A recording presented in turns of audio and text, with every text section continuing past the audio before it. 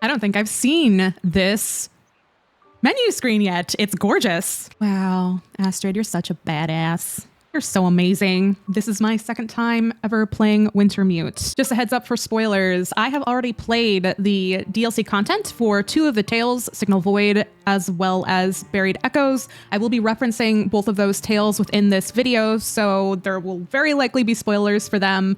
I want to take a look at the story and the content of Wintermute to see if there are any connections with what we know from those tales, what we know from the DLC, and even other things like random notes that we find within the sandbox, as well as maybe some other challenges like Archivists. I want to paint an entire picture of what we know about this world in order to predict what's going to happen within the last tale and also episode 5. I also want to talk about the story a little bit, the tropes that are used, what those say, what predictions we can make from those tropes. And without further ado, here's episode 1.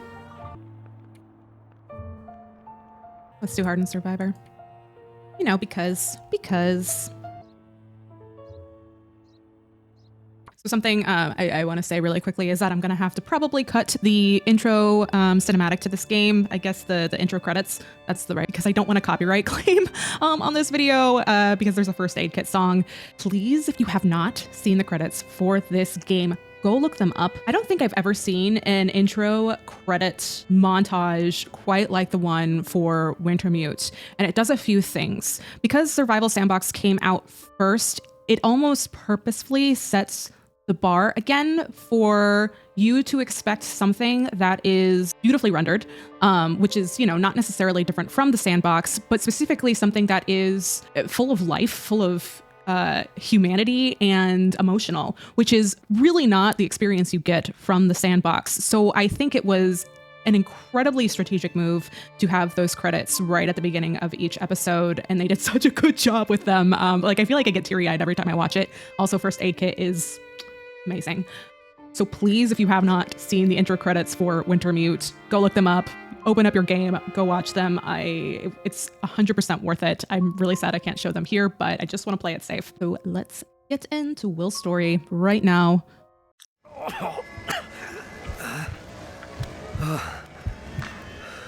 In a bad place. We all know that sound. that heartbeat sound. Astrid.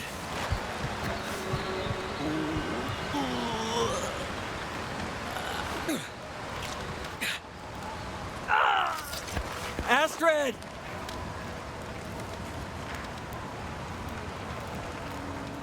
Okay, do you think Will immediately pulled that out of his hand because he was kind of delusional from the plane crash, or because he is a badass? Question of the hour. I wouldn't be able to do that. I would just stare at it for like 5 minutes, 10 minutes, 2 hours and just be like, ah! The Joker. Seems about right. Are you the Joker, Will? Feels like another record cold snap on the way. I'd better get a fire going before the pipes freeze up again. Memories. You're cold. Start a fire. Man, I wish we had those alerts in the survival mode.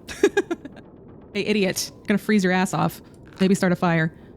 Cool. Free matches. We love those. The Caribou whiskey. Always good to drink before flying a plane, in case you didn't know. Great idea. Map.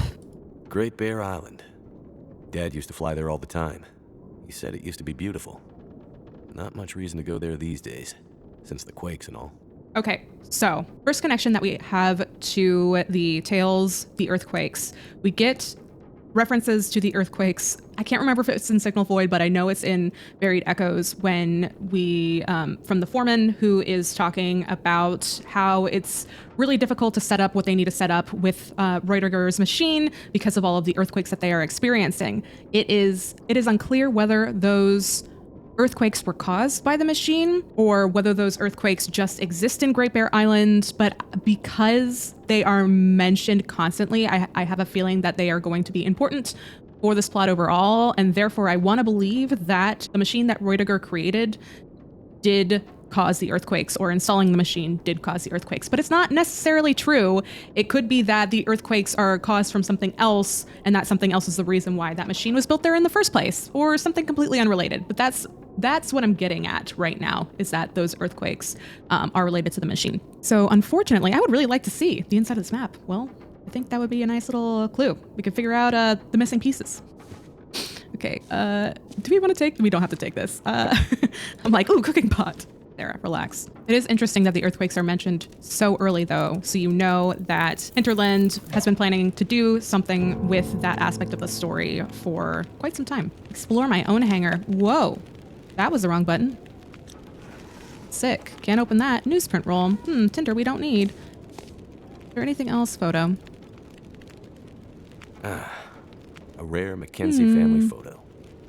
Interesting. Miss you, Dad. Aw. Is this Astrid here? That would make sense. They look very young. It's interesting that he still has that picture with him and looks at it all the time, which is kind of sad. We see like some kind of Kanban board / calendar here. Oh, here we go. Here's Great Bear. Okay, I see Coastal Highway. I think this is Lower Great Bear Island, not necessarily the Far Territories, but I could be wrong. This is a creepy picture. Who is it? Why? What? All right, I'm done in here, I think. Oh, it's my plane. Hooray.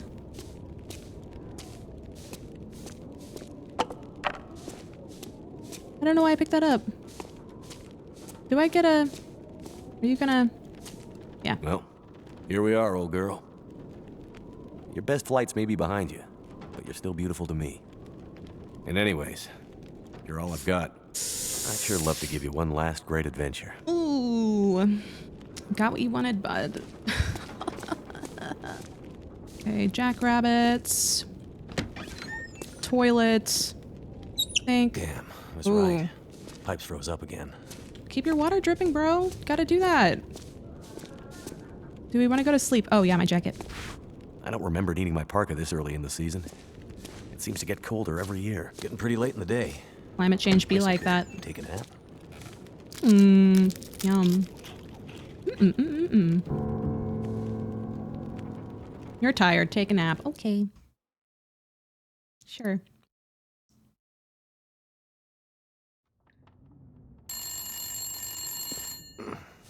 What could that be? Oh, I'm trying to pick up the cell phone. Okay, Sarah. Jackrabbit Remote Transport, Mackenzie speaking. I told her not to come up. I told her you couldn't fly in this weather. For once, will you not be so damn Whoa, stubborn? well, slow down, Maureen. What are you talking about? She just showed up. Said you'd see her. Said you'd fly her north. I know you need the money. The weather service... It's okay, Maureen. I've got it from here.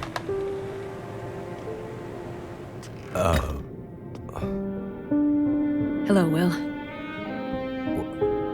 What are you doing here? It's been a while, I know.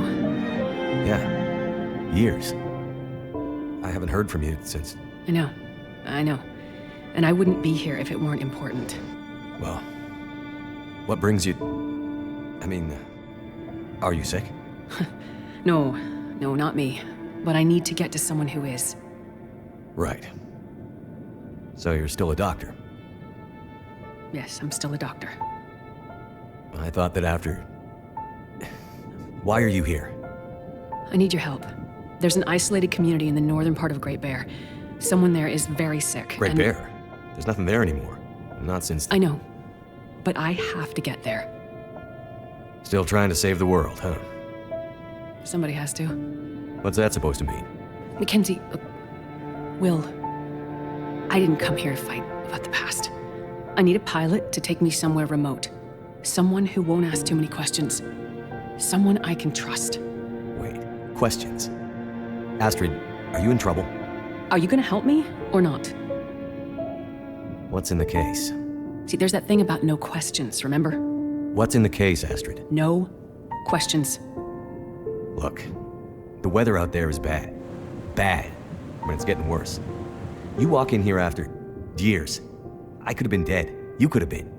And then you show up and you want me to just risk my life flying into the middle of the great northern nowhere to deliver you in some mystery metal case to some remote wilderness outpost, all because you walked in here and asked me to? Yes, Astrid, Will, you're such a you sucker. can't bring him back. this isn't about that. I know how hard it's been. No, you don't know, Mackenzie. You don't know anything. You don't think I feel it too? Are you gonna take me or not? The longer I wait, the worse it'll get. Damn it. I don't have time for this. Wait. The worse what we'll get? Why do I have a feeling you're not talking about the weather? Because I'm not.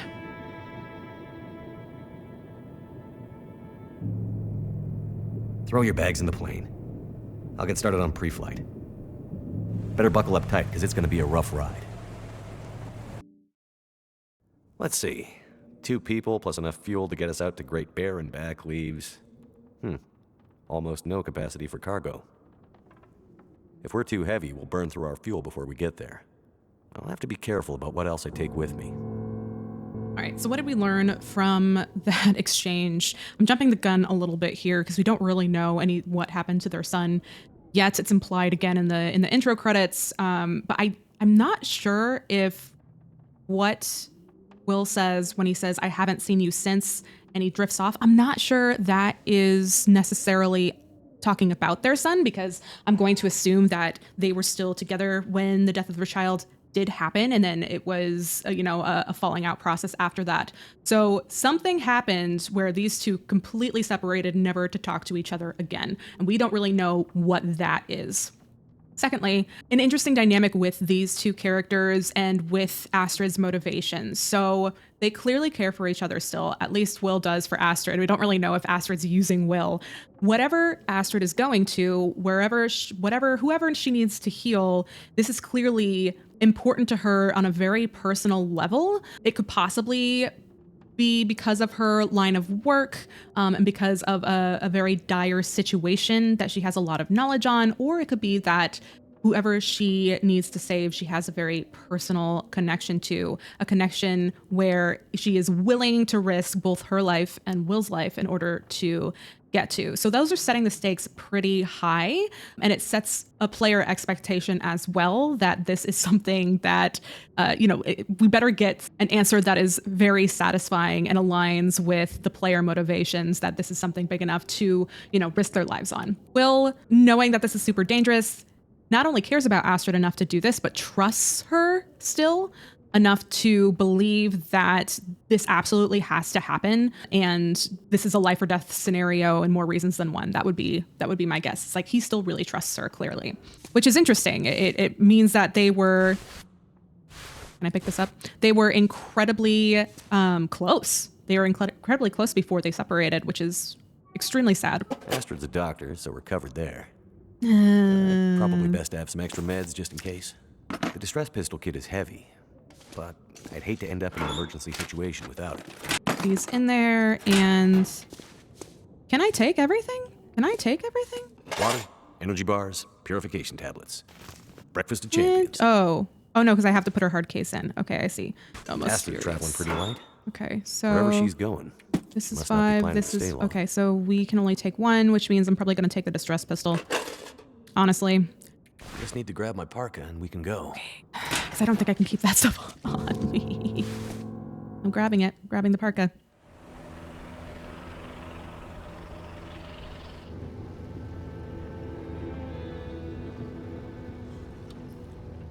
I see you're still wearing it. Huh? Wearing what? Your ring. Our ring. Oh. Yeah. I mean, I just forgot to take it off. No, after years and years, just forgot. I wear mine too. Why? Memories, I guess. I thought you wanted to forget. Not all of it. Look. I should have looked for you. It's okay. I've kept busy. I've moved on. You sure? Because this all seems pretty familiar. You still working with that researcher, Dr. What's his name? No. No, I'm not working at the center anymore. Well, then where? I'm working on my own. Freelance, you could say. Freelance doctor. That sounds legit. I don't question your life choices, Mackenzie. Plenty of things you could be doing besides hanging out in your dad's old plane and drinking in the daytime. Hey, we had a lot of good times in this plane. And it's under control. I know, okay? I'm not here to fight, really.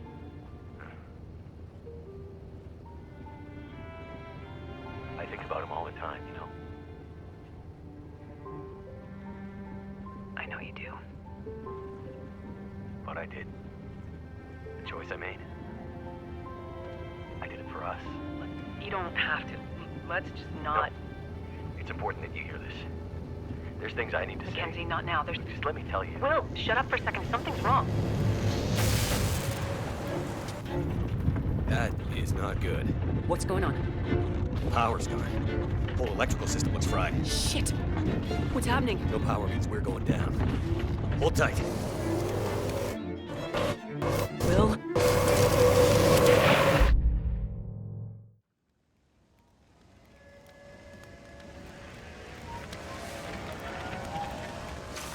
And here we are. Astrid.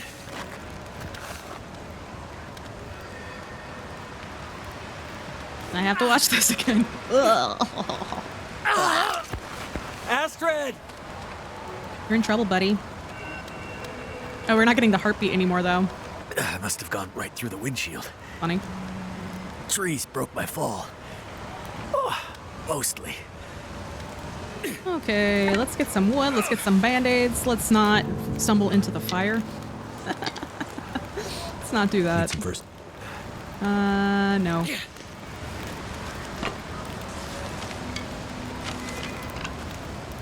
Cloth. Convenient. 2 pieces of cloth. Wow. Like they know we need a bandage or something. Okay. So... I'm trying to remember what is, like, interloper things and what are, like, normal things. Like, oh, I need water to sleep, but I think we're fine on water. So interesting about that dialogue between Will and Astrid, there was something other than the death of their child that created a rift between them. And I think that is a thing that has basically severed the relationship completely and they haven't seen each other since then. It might be the same thing as what Will was referring to when he said what I did was for both of us, because clearly what he did is something that Astrid didn't like. So I think that that thing is a critical piece of information that I'm expecting us to get later.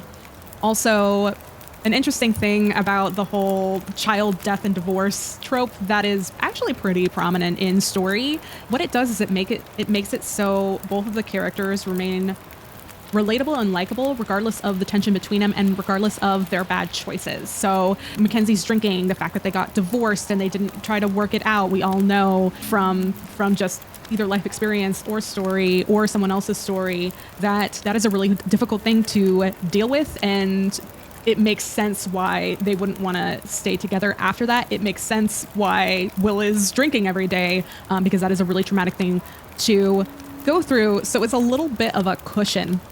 It's a device that makes it so that we can forgive both of those characters pretty easily for the bad relationship decisions that they make and the decisions they make to neglect maybe themselves and their own mental and physical health. Oh, yeah. I gotta, yeah, okay. So do I have a bandage on me? Is a good question. I do. Wow. Convenient. Okay. So we want healed blood loss. So I think we're good. Good there. Astrid hasn't come looking for me. Oh, shit. Which means she can't come looking for me. Do we want to Okay. Can I go? Because she's hurt. Or worse. Oof. I'd better get back up to the crash site. Is that because I didn't put enough... Do you always wake up this screwed up? Or is it just because I didn't put like a whole lot of wood on the fire? I don't know.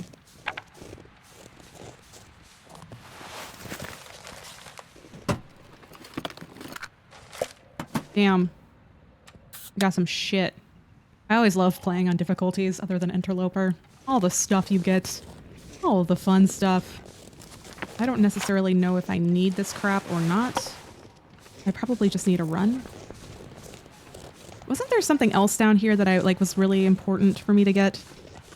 Can't remember. I don't care. I'm just gonna go. La-di-da-di-da. So I need to figure out what the hell's going on. Where everyone is.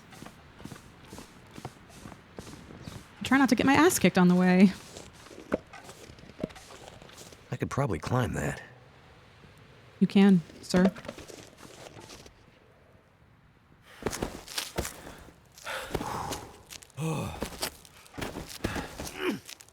The bandage on the hand is a nice touch. It would kind of be cool if we, I guess we're always wearing gloves in survival mode, but it would be kind of a cool addition if we saw, like, you know, the bandages on our hands every time that we had to heal them from sprains and stuff.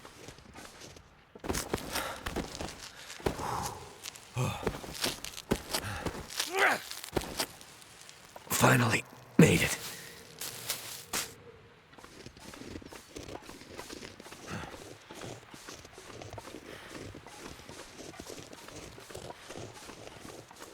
Oh no! Oh no, it's your girlfriend. She's toast. My plane. Oh. Not sure which of us looks worse. Poor girl. This isn't how things were supposed to end. You foreshadowed it, dude. You shouldn't have said what you said. My goodness. Let's get this. I've been looking for you. Yes. Thank you.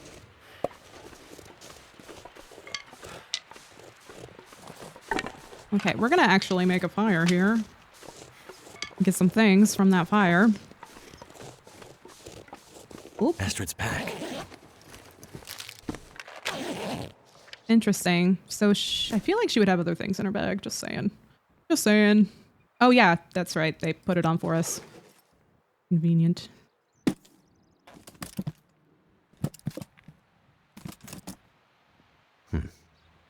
Locked.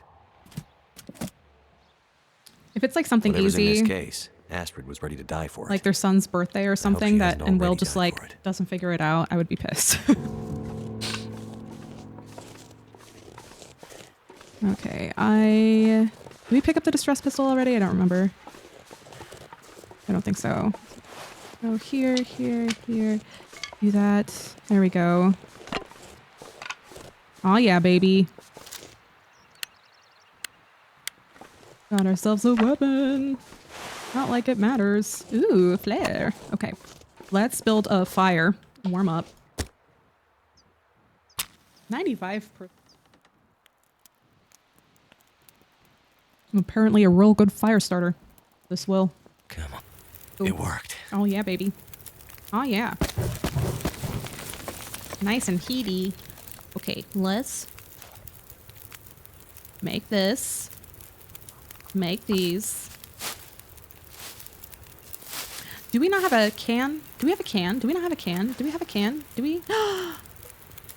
Hey, look at what we have. We have a can. Do we have water? Do we have water? Do we have water? No.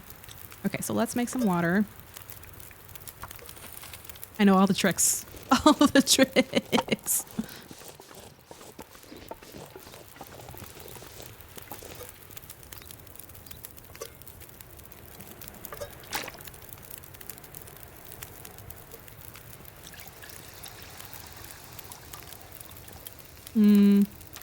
Crunchy Lola bar. Num num.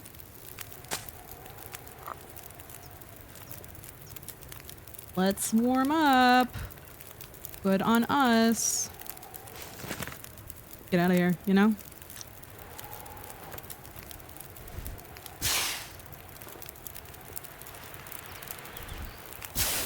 How many torches do you think we need? A gazillion, like how I usually take them?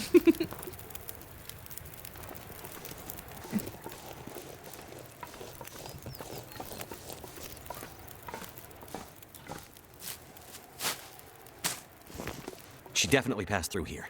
And in a hurry. Really? You think? Just from that, you'd know? Kind of suspicious. I don't know. Oops. I really don't have to do this, but I'm doing it anyway. Just for this, because they're so much lighter than the antiseptic. Antiseptic. But I'm not picking up cattails, don't you worry. I'm not going to get super, super crazy here. Probably leave the sticks.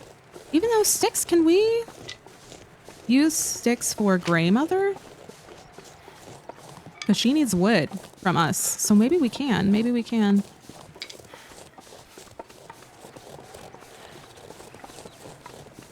Let's pick up a rock. I don't want to stun bunnies right now.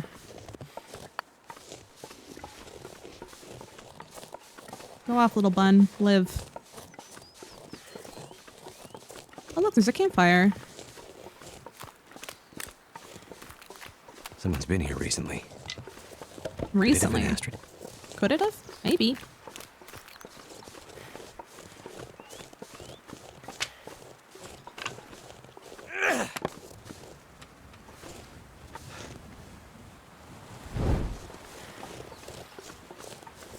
Astrid, where did you go? Where'd you go, Astrid?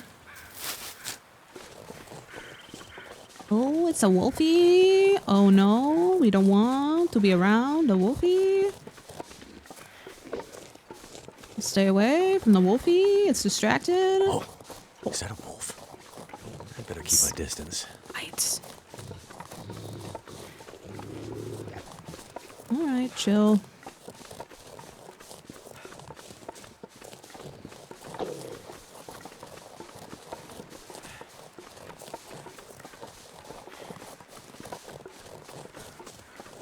Whoa. Looks like some kind of radio tower. I must be closer to civilization than I thought.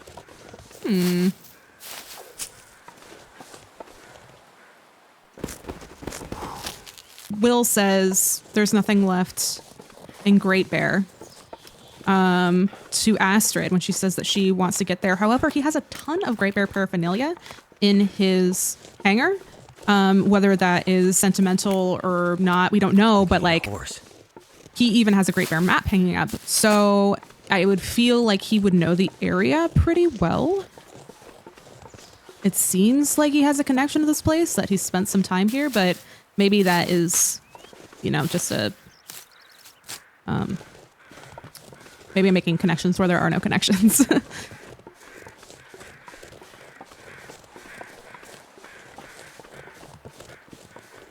Oh yeah, a cave. It's a cave.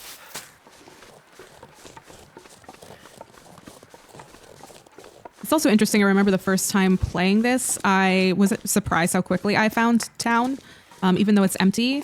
So it's kind of cool. Like, it sets you up for this where you know, you're in a really bad situation with a cut and you're playing and you're getting cold. And then the game gives you like a little glimpse of hope, that maybe this isn't, maybe you're not alone. And then it takes that away from you again, which you're not completely alone. But what is this? That is a weird looking rock. You're not completely alone, but you're basically alone. There's just some random mystical people hanging around, which I'll get into later.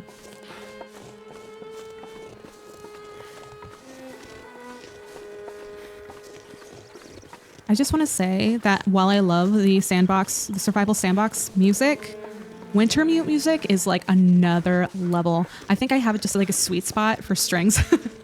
And I just felt like this OST for Wintermute so special, and I better find some. really brings out the story, really sets the mood, like a really melancholy mood, and it evokes these feelings of loneliness and like this pensive atmosphere. Someone's just sitting here, frozen. Frozen. There's a lot the of hell? those. You're right. Lots of those dudes lying around. Okay, so there's nothing up here, right? I don't think so.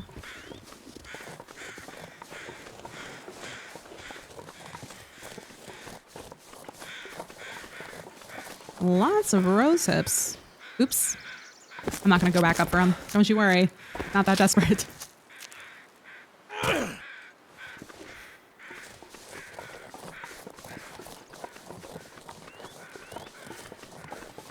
To grandmother's house we go.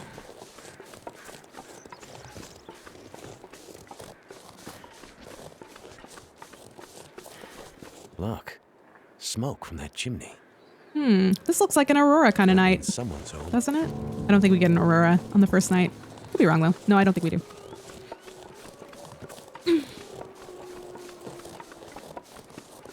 Hello? Anyone out there? Oh, my goodness. What happened here? He got messed up. Messed up. Hey, I haven't seen one of these guys in a long time.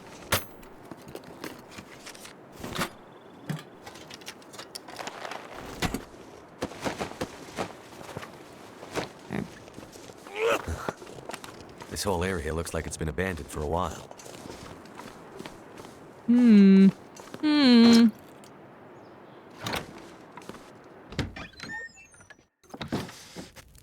Hello?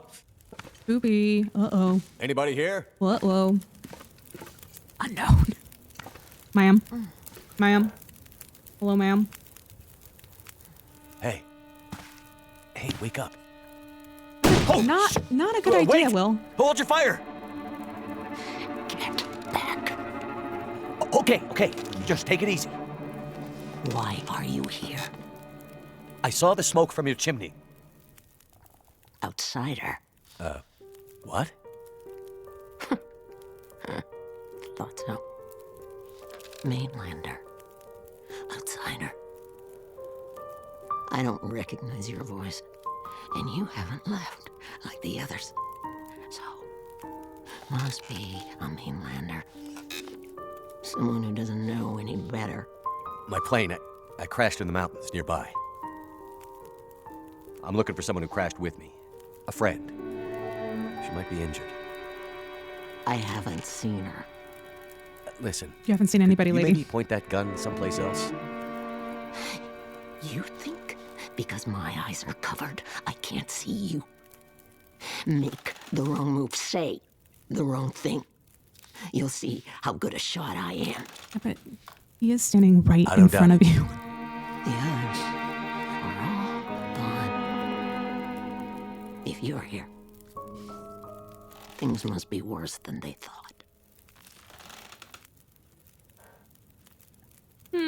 Okay. So, you're here. Who's they? Why does she assume that? I have so many questions. Let's ask who she is. Name's Mackenzie, by the way. And you are? I had a name once, but for years the townsfolk have called me Grey Mother. A name takes on its own life, such that at one point, the name becomes the thing it belongs to. Then the old names fade, can only be remembered by the young and the true. So, I should call you... You should call me Grey Mother also.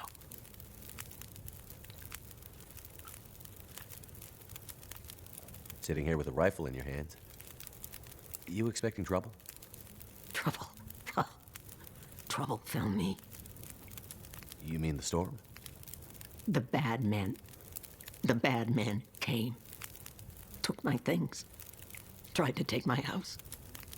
They thought they were safe because Grey Mother can't see. They were wrong.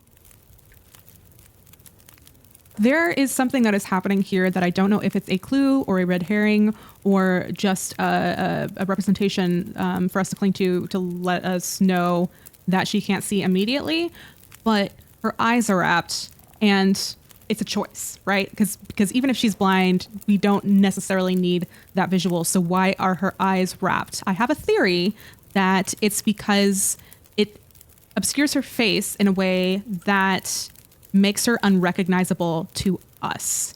And we might learn that she actually is someone important later on. And this way, if part of her face, specifically the eyes, are obscured, that we won't know who she is. But we do know that she doesn't recognize Will. She doesn't recognize his voice or his name. So it's not someone from his past. But I think that this wrap around her eyes is doing more than just showing us in a visual way that she's blind. Who are the bad men? The men, they passed through town. The night of the storm. The night of the lights. I'm looking for my friend. She crashed with me when my plane came down in the mountains. Do you think she could have come through and been caught by these bad men? I can't say for sure. Is your friend a survivor? Yes. She is. Then there is always hope. That might mean that she is considering a survivor in different contexts than just the fact that she survived a plane crash. There is a connotation to that word that is specific, just like outsider. So survivor and outsider both have very specific connotations to Grey Mother, and perhaps, you know, the community within Great Bear Island prior to everybody completely leaving. Another thing that's interesting is that she knows about the lights in the sky. Is she referring to the crackle of electricity, knowing that her house lights are on? Did someone tell her that there were lights in the sky? How did she know? She says she can see, but she also is blind. So how did she know that the aurora was happening? I'm going to guess that it's because one of the prisoners told her or stated something about it, but I'm not quite sure. The bad men. Did they try to hurt you? Everyone thinks being old means you're weak, but they underestimated Grey Mother. It seems they did.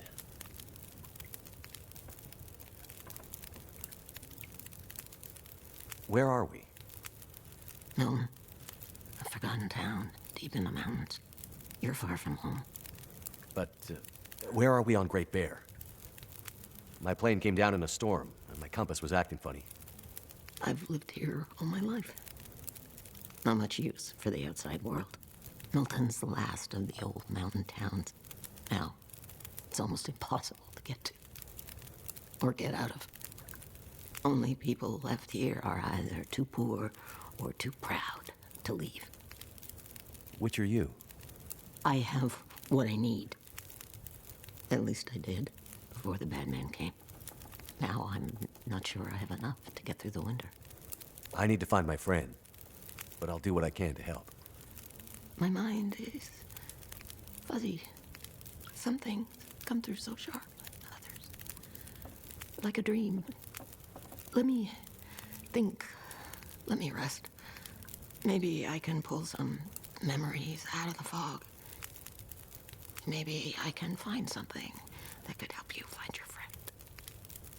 Again, her being old might be a red herring, so that we can assume that maybe her memories are fuzzy just because she's old. But the way that she used that language is very similar to the patients within Signal Void, and the memories and the fog and not remembering or getting confused. So does that mean that Grey Mother was one of the miners potentially? I'm not sure. Also, I'm guessing that the only reason why this is the last mountain town is because of the earthquakes and not anything else. Like that was the reason. Maybe the other towns were destroyed.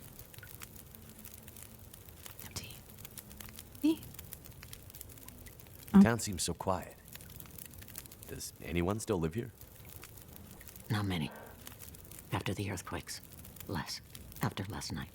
Even fewer. Where did everyone go? That I cannot say.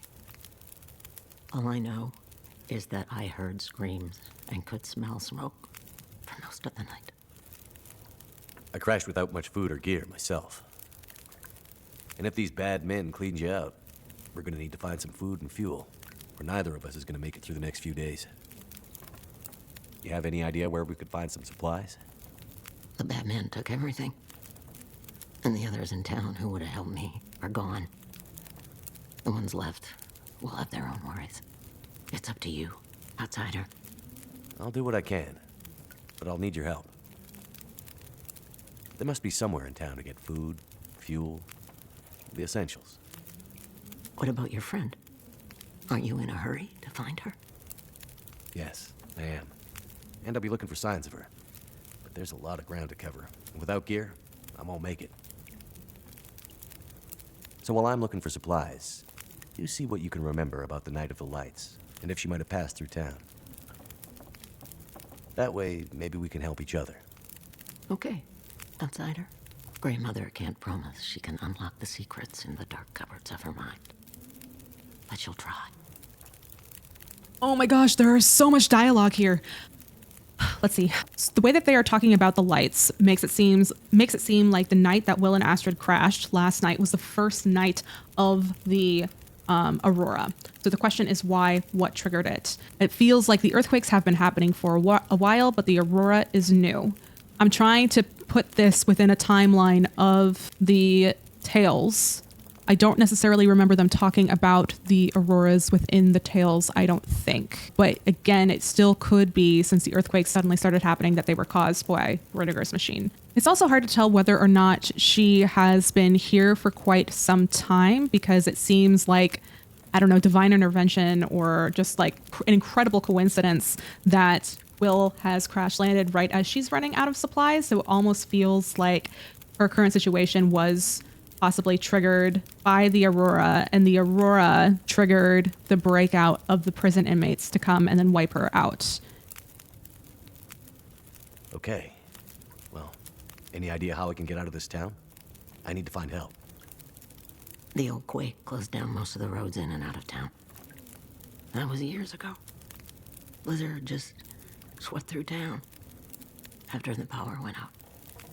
As for help, you won't find any out there. You're on your own. We both are. You keep calling me a mainlander. Why? It's what you are, isn't it? From the mainland, an outsider. You don't really belong here, do you? Okay, but you sound bitter about it. We lost everything in the collapse. People didn't realize how dependent we'd become. Some were fine with it. Others didn't want the scraps from your table. Created deep rifts in families, communities, scars that never healed. The mainland had become our lifeline, and it was suddenly cut. And so, we suffered. I guess I don't know much about that history. I'm not surprised. You mainlanders have always been focused on your own story. Only interested in Great Bear when it had something to give you. If you can't cut it down or dig it out of the ground, what use is it to you? Okay, so that is in reference to possibly the uranium mine, the gold mine, other mines. So we immediately get this theme of exploiting the earth, natural resources, and how when that goes too far, basically nature comes back with a vengeance. And I love that theme personally. You mentioned smelling smoke? Someone came here. One of the townsfolk. Tried to convince me to leave. They said there were houses burning in the town. They said people were scared and were leaving for the coast. On foot. Foolish plan. But that's what they said to do. After the quakes. If there was ever another emergency, go to the coast and help will come. They wanted me to go with them. But I'm not ready to leave Milton. They left you here? Alone? I'm not alone. I have my Lily. Lily? Never mind. What really happened here? Seems like people were here recently. Where did they go? Why didn't they call for help or just drive out? The power went out. Who knows the reason? People started to get cold, hungry. They panicked, started to talk crazy. Others walked here from the highway. Some belonged here. Others were outsiders, like you. Did anyone see a woman? Brown hair, would have had a tan jacket, a scarf with birds on it. Possibly injured. There was an outsider woman. I heard her pass through. She wasn't alone. There were angry voices and... But the storm was too loud. Voices? I lost the voices and I couldn't get them back.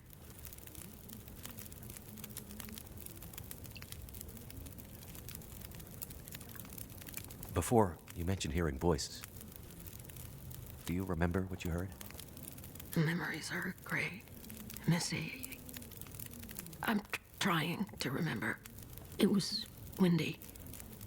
The blizzard was already waking up. But I heard yelling. A scream. Was it a woman's voice? I'm not sure.